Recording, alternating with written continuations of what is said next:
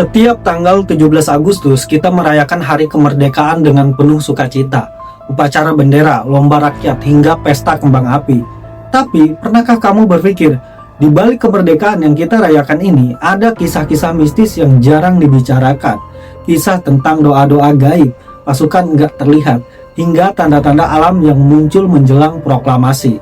Malam ini kita akan menyelami cerita-cerita yang berada di antara sejarah dan misteri. Tanda alam sebelum proklamasi, beberapa saksi sejarah menceritakan, menjelang detik-detik kemerdekaan, suasana di Jakarta terasa berbeda. Langit siang itu, 17 Agustus 1945, begitu cerah. Tapi anehnya, burung-burung berterbangan rendah seperti gelisah. Di beberapa daerah, orang-orang tua kampung bercerita, melihat cahaya merah di langit malam sebelumnya. Konon, cahaya itu dipercaya sebagai pertanda restu leluhur dan para pejuang yang gugur, bahwa Indonesia siap berdiri di atas kaki sendiri.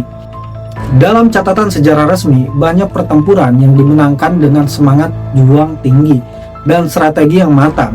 Tapi beberapa veteran mengaku di medan perang mereka melihat pasukan aneh. Ada yang berpakaian serba putih, wajahnya enggak jelas, namun memimpin barisan memaju ke depan. Peluru musuh seolah enggak mempan. Ketika peperangan selesai, sosok itu menghilang tanpa jejak.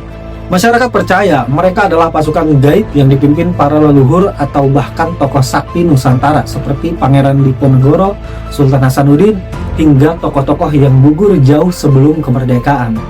Banyak pejuang yang nggak hanya mengandalkan senjata, tapi juga kekuatan batin, ritual tirakat, puasa mutih, dan membaca doa-doa khusus dilakukan untuk memohon perlindungan. Di beberapa tempat, air doa dibagikan kepada pasukan sebelum berangkat perang. Bahkan ada kisah tentang kain kecil berisi raja yang diselipkan di saku pejuang. Diyakini membuat mereka kebal peluru. Apakah ini hanya sugesti atau benar-benar ada kekuatan gaib yang ikut menjaga? Itu tergantung dari kepercayaan masing-masing. Kisah mistis di rumah proklamasi, rumah di Jalan Pengasahan Timur nomor 56 tempat Soekarno membacakan teks proklamasi, juga menyimpan kisah unik.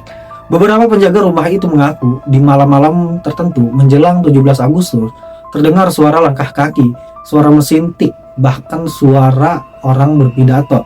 Padahal rumah dalam keadaan kosong. Seolah semangat kemerdekaan itu nggak pernah padam, dan momen bersejarah itu terus berulang di dimensi yang lain. Cerita yang paling misterius adalah soal tumbal kemerdekaan. Beberapa orang percaya setiap bangsa yang merdeka harus membayar harga besar. Ribuan nyawa pejuang gugur.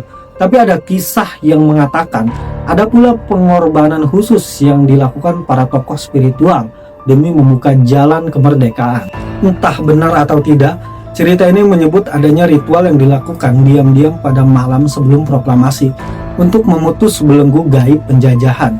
Kisah-kisah ini memang sulit dibuktikan secara ilmiah, namun di banyak daerah, cerita mistis kemerdekaan menjadi bagian dari tradisi lisan yang diwariskan turun-temurun.